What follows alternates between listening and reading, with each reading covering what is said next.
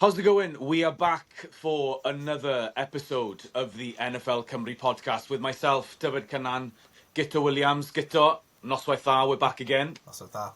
How you doing, David? Not too bad, and yourself? Yeah. I'm sure you're very excited for this weekend. Tell us, what are you going to be doing this weekend? Well, Non-NFL related, by the way. yeah, non-NFL related. I'll be going down to Cardiff to watch Wales versus Kazakhstan at the Cardiff City Stadium. I am a Red Bull member, so I go to every home game at least. So, yeah, I'm very looking forward to it. Our first Cardiff trip of the year. So, yeah, it'll be a good one. A little break from the NFL, but I'll still be looking over my shoulder, look at my phone, what news pops out here and there, so I can update everyone on our socials at NFL Cymru Pod, by the way. So make sure you subscribe, like, and stay tuned. But yeah, that's my plan for the weekend. David, what about you? Well, we were going to meet up, weren't we? Because obviously I live in Cardiff. However, I actually will be commentating on a rugby game on Saturday afternoon. So I'll be commentating for Radio Wales and Radio Cymru for the Scarlets game against the Stormers from South Africa. So I'm going to have to cram as much detail and as much background work into that game tomorrow. So yeah, it kicks off at 3, so I won't be back. But well, I'll be back for the game, obviously. So because it's a 7:45 kick-off Saturday night, I think. Yeah, I believe so. Cool. Yeah. Brilliant. So that's what I'll be doing anyway. And I just want to say, Guto, I just want to say a massive thank you once again to our previous guest, Christy Thomas, that joined us a couple of nights ago. I'm not sure if you haven't had a chance to watch that episode, please do. It's such a good laugh. She was absolutely brilliant. It's fantastic. She has a brilliant character, fantastic personality, and well, I think her story is one in a million, really. How I'd say she's a relatively new addition to the NFL world. She's a Tampa Bay Buccaneers fan, and then had one of a thousand life moments last year where she found herself a flag carrier at Raymond James Stadium for the Bucs itself, which is an incredible journey, really, going from not knowing what the NFL and who Tom Brady was to 5 years later being out on Raymond James Stadium field. So please go back and watch that episode. It's really, really well worth a watch. And Christy, if you're listening, you were fantastic. Diolch yn fawr iawn, and we will definitely have you back on the pod once again. I was going to say, Guto, can you remind us what is her X or Twitter handle if anyone wants to check her out? Yeah, if you want to follow her on Twitter/X, it's all about Bucks. So yeah, you've said it yourself. It was a really good. I really enjoyed having her on and chatting to her. It's an amazing story. She became the Bucks' biggest fan in 5 years. So yeah, amazing story. Christy, again, thank you very much. We'd love to have you on, and we'll definitely try to get you on this podcast again in the near future, definitely. So thank you very much, and thank you everyone for watching the episode as well. It's done really well, so we appreciate it. Yeah, really good. Yeah, we've had a great reaction to that one. It's it was a slightly different.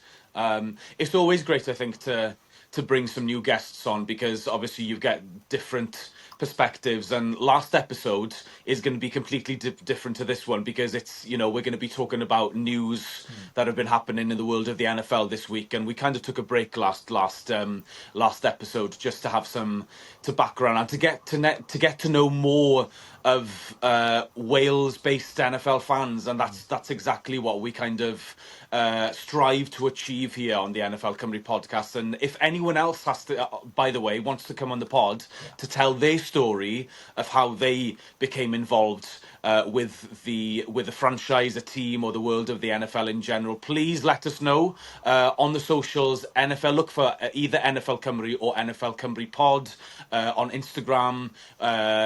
Guto is on X, like I said, and we're also on YouTube as well. So literally, please drop us a message, and we would be overjoyed to hear from you, because the more the merrier, obviously, Guto. Real, yeah, 100%, yeah, more the merrier. While we're on a note, just want to give a quick shout out. We've done this once already before, but to our good friend Cynan Anwyl. He's got his own Welsh NFL Welsh language NFL podcast called Your Helmet and Feature. That translates to Does the Helmet Fit? So just want to wish a good luck to Conan Anwell on his adventure.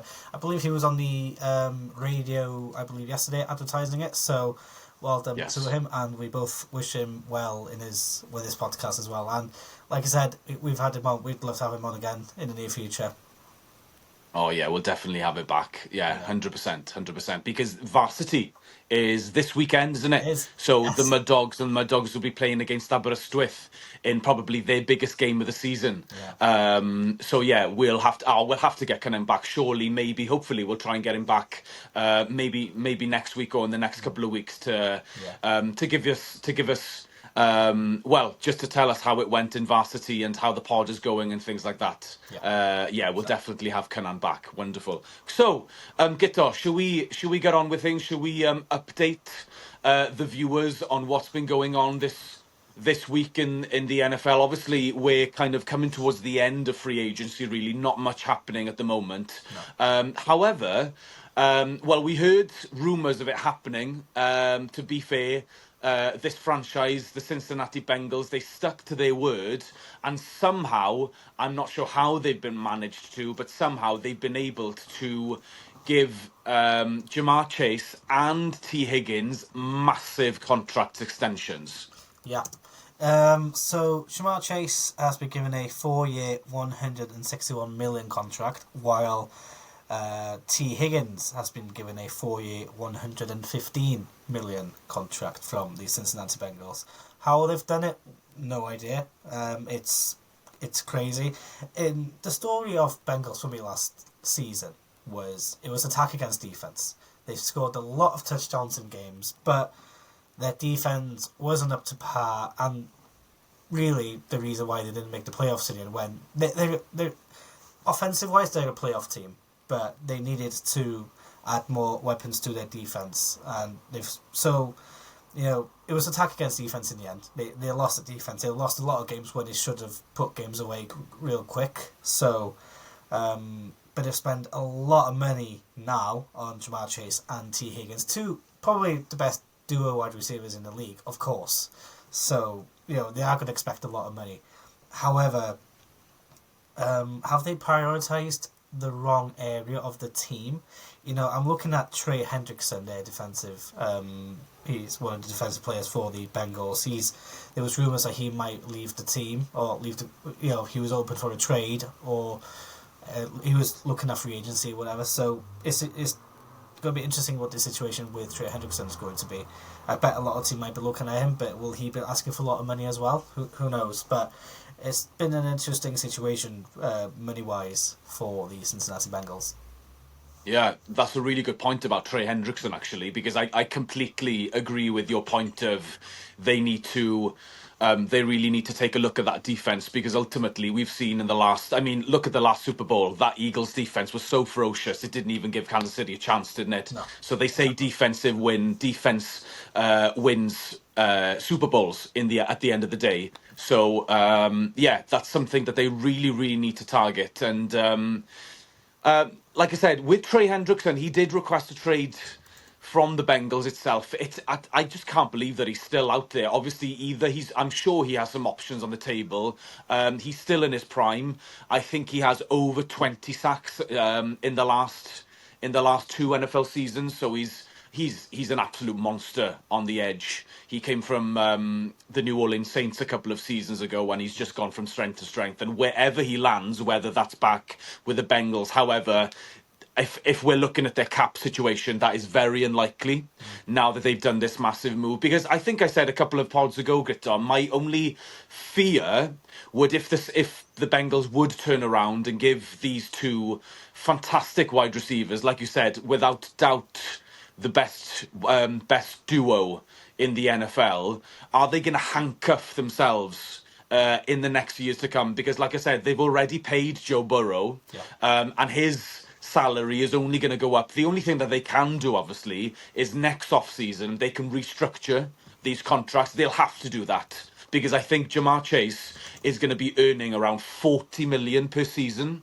And, the salary cap is just over 200 million. So to try and fit a whole team 53 squad when one wide receiver is earning 40 million is just it's just not going to work, isn't it? So they'll definitely have to shake these two down. The only thing that I saw on T Higgins' contract is so he has some guarantees for 2025. However, there is a way for the Bengals to get out of that contract in 2026. Cincinnati don't have a history of doing that, of getting rid of their players after signing a contract extension after 1 year, especially. So I'll doubt that will happen. But they've given themselves pretty much a way out, an insurance policy, basically. And this contract probably ties Jamar Chase to the franchise for at least the next 3, if not 4 years. So Burrow, Chase, Higgins, if they can keep those three fit, like you said, the Cincinnati Bengals, whether they have a good defense or whether even if they have an average defense, they're definitely a playoff team, don't you think? Yeah, I was quite disappointed that they didn't even make the playoffs last season. But then again, it was the defense that let them down in the end, letting so many points where they were scoring as much points themselves. So they might be looking into the draft. They are number 17 in the draft at the moment, but there's a lot of teams, especially looking for edge runners in the draft this season, as the Falcons included. So, but it will be interesting to see what they'll do in the defensive end of the situation, obviously. But like you said, Joe Burrow, I'm a big fan of Joe Burrow. I think he's I believe I put him top 3, top 4 quarterback when we did our little list a couple of months ago. So I'm a massive fan of Joe Burrow, and he's got 2 great weapons ahead of him. Even the tight end, Mike Gesicki, I think he's a great tight end as well. So Yeah. offensive wise, they can win the division 100%. Make the playoffs. Of course, they can challenge the Bills, the Ravens. Of course, they can. But defensive end, they've got a lot of work to do, haven't they? And see what happens with the Trey Hendrickson situation in the next coming weeks, or even it might take months as well. Yeah, exactly. He might not sign, like you said, until maybe training camp or maybe after the draft. Like you said, maybe the Bengals will see how they can navigate the draft if they can get, like you said, a defensive end in the draft, and then obviously Trey Hendrickson will be on his way. If any team is out there looking for a defensive end, I mean, gosh, if they've got some cap space left after this free agency frenzy, I'd think he would be definitely up there with one of the top defensive linemen, obviously with Myles Garrett, obviously, but yeah, he's got plenty more in the tank, and like I said, he's had more than 20 sacks over the last 2 seasons, which is best in the league, I think, in terms of numbers. Apart from maybe Myles Garrett, I think he's probably definitely a top 5 pass rusher in the NFL at the moment. So there we are. We're going to be the other thing about the Bengals, just before we move on, Guto, is obviously they're in a tough division, aren't they? They're the Ravens obviously are going to be a problem for a while. The Steelers made the playoffs last season, and with Mike Tomlin, they've never had a losing season. Obviously, we're not quite sure what's happening with the QB position over there. We'll get to that very, very shortly with the Steelers, actually, because they're on a short list for one former New York Jets QB. So it'll be interesting to see what happens there. But like I said, there's no doubt the Cincinnati, if they can, like I said, if they can keep the trio of Burrow, Chase, and Higgins fit, there's no way. They should be making the playoffs. That's the base level for them. 100%. Yeah, it was a massive loss for them last season not making the playoffs. So that should be the minimal objective, is to make the playoffs 100%. Yeah. Okay. Aaron Rodgers, he's still out there. He's still lingering. So one thing before we popped on the pod, Guitar, is I saw on NFL.com, I'd heard some chatter that he'd been flirting, or the Vikings had been flirting with the idea of bringing Aaron Rodgers in on maybe a 1-year deal, because JJ McCarthy is obviously coming off a season-ending injury. Sam Darnold obviously had the season of his life. He is now in Seattle.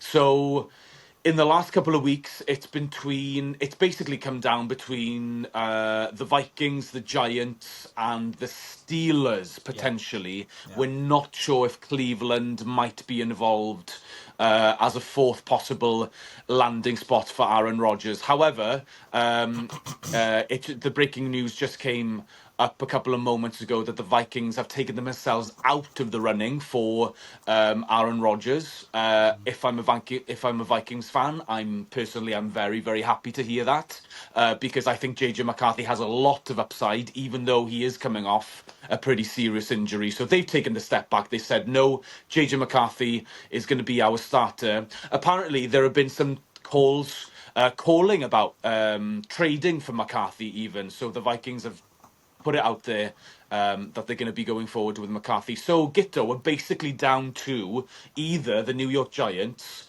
or the Pittsburgh Steelers for Aaron Rodgers. Yeah, just going back to the Vikings quickly, I still can't believe Sam Darnold has left to go. It doesn't sound right that he's gone to the Seahawks.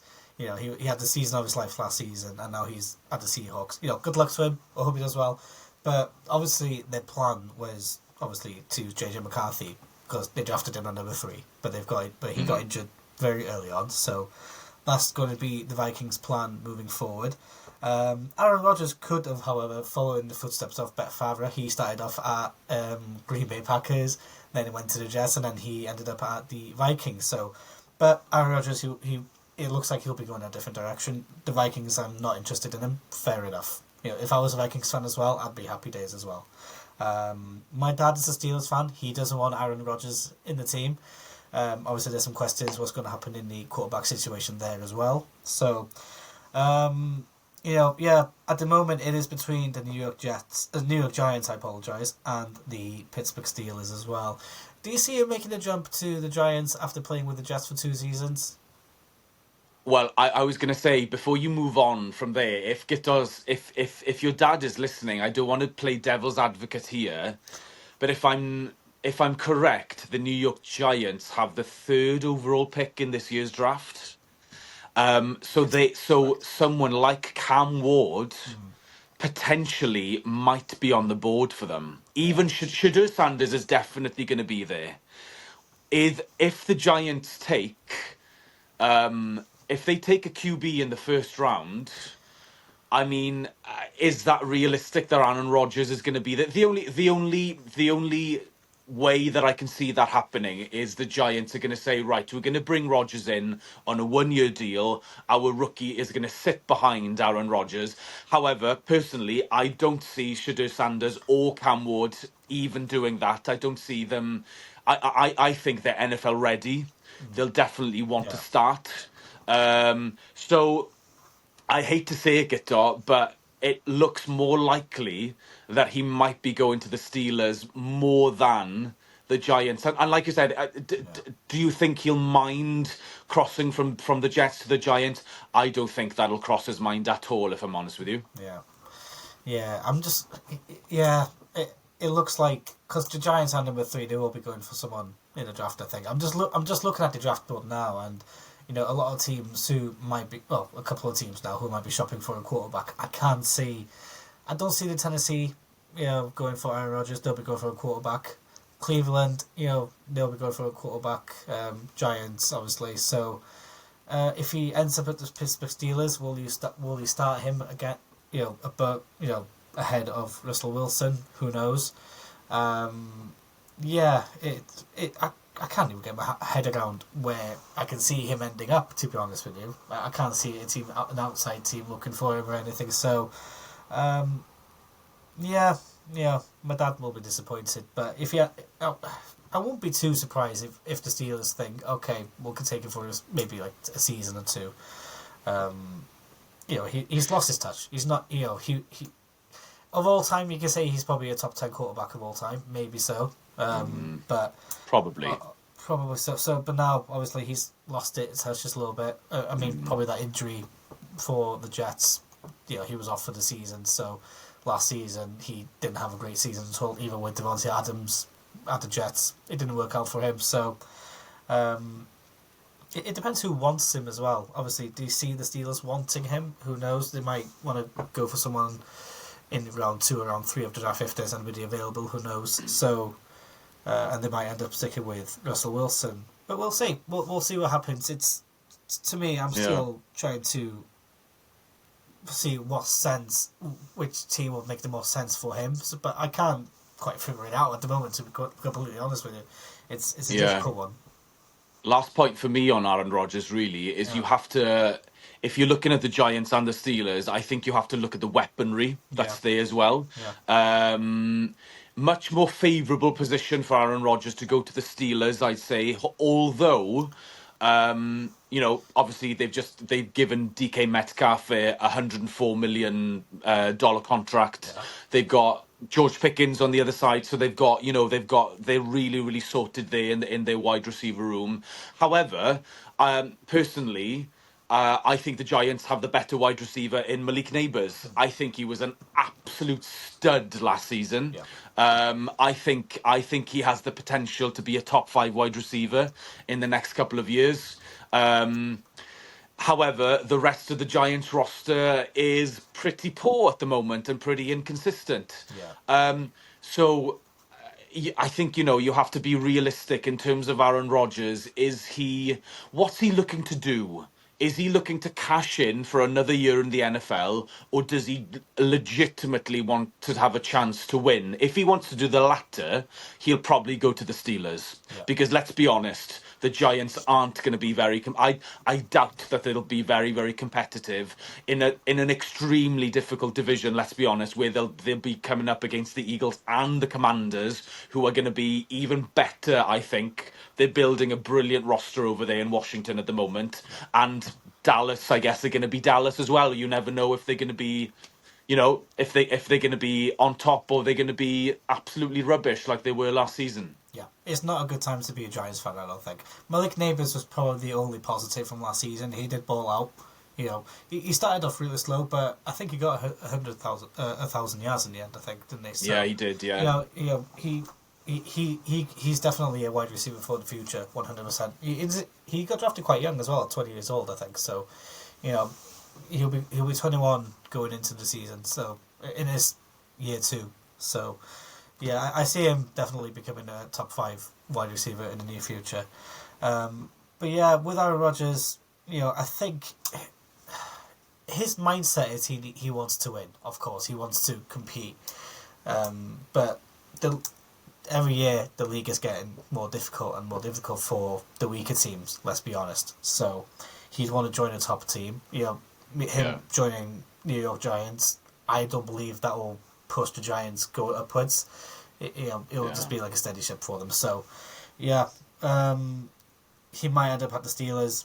There'll be some interesting talks of who'll be QB1 between him and Russell Wilson if Russell Wilson decides to stay as well. So but obviously it was Justin Fields that ended up leaving to go to the New York Jets. So but yeah, it'll be an interesting few months now coming ahead for Aaron Rodgers.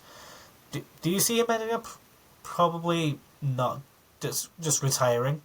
If he doesn't find a team, because he's over 40 now. He's true. He might actually be injury prone now as well. To be fair, he's not as his strength isn't as up there as it was. So you could just end up seeing him walking out. He's had a great career. He's had a great career. So. Yes, and I'm sure he'll be, he could easily be an analyst if he wants to remain in the NFL. He could probably find a job in a booth somewhere, or if he wants to be an analysis or whatever. I'm not sure if he'll go into the coaching side. I don't really see him. I just don't think his personality fits that kind of role, if I'm honest with you. He commands too much attention, but there we are. That's my opinion anyway. Guto, before we finish, should we talk about these potential rule changes that have been pronounced by some of the teams? So this happens every single year. A single team, perhaps comes up with a potential rule change, like I was saying, and they present it to the NFL, and other teams can chime in on that with their opinions anyway. The one that I really want to, there are two really that that I thought that were really, really interesting. First of all, many teams want to ban the tush push or the brotherly shove, whatever you'd like to call it. What do you think about that? Do you think that would be fair? I personally don't think it should be banned. I really don't. It might be just because the Eagles are really good at it. It helped them win the Super Bowl. If there's no injuries when it comes to the tush push. That's the way I look at it. It's one of them plays that doesn't involve an injury. It just doesn't. So, if you can't stop it, try and get better at it. That's just my opinion. I think teams, they're sulking a little bit over the fact that the Eagles are quite good at it. So, in my opinion, I don't think it needs to be banned at all. It's just one of them plays. You see a lot of plays in the NFL, like some silly plays and stupid calls and stuff. But I generally have no issue with the tush push. So no, I don't think it needs to be banned. If I was a defensive coach, Guitar, I wouldn't know how to approach and how to stop the tush push, because obviously they've tried to have one of the linebackers or safeties literally jump over the top of the pile to try and get to who's got the ball to stop them. That the NFL have made that illegal now, by the way. Yeah. You can't jump over the pile, so that's out of it. But like you said, every time it's 3rd and 1, even 3rd and 2, 4th and 1, 4th and 2, and you see the team like the Eagles. I think the Bills have done it like a quarterback sneak with Josh Allen. That's happened a lot. The Patriots used to do it when they had Brady.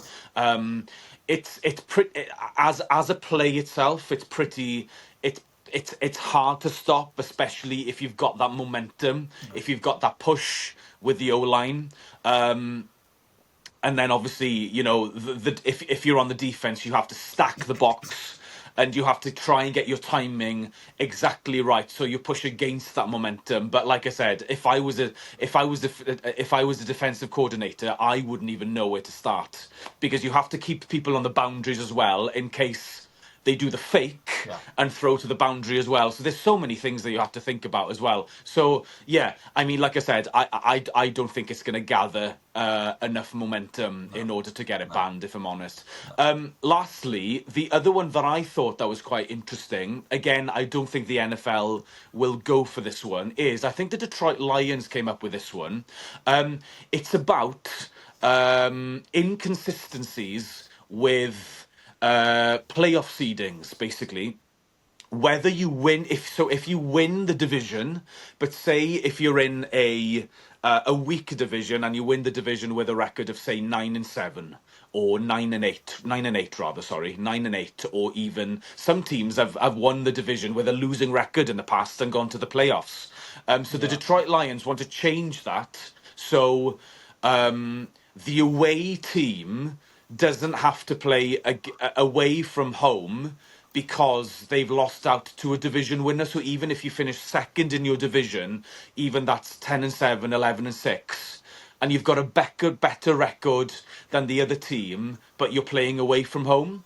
Do you see any sense in that? Do you kind of get where Detroit are coming from? I'm kind of in two minds of it, to be quite honest with you. It's one of them situations. Obviously, I'm looking at the Vikings, for example. They ended the season quite strong last season, but they didn't win the division, I don't believe. So they were the away team, and they lost to the Washington Commanders, who ended up on a lesser winning record than them. So I can understand where teams are coming from with it, but then again, I generally believe that the system works, but I can remember a few seasons ago, I believe the Tampa Bay won their division 8-9, with a losing record, obviously. But the NFC South isn't really that strong a division anyway. Let's be completely honest. So, but I can kind of understand where teams are coming from with it, especially the bigger teams who are winning quite comfortably. You're talking about the 14-3s, 15, whatever.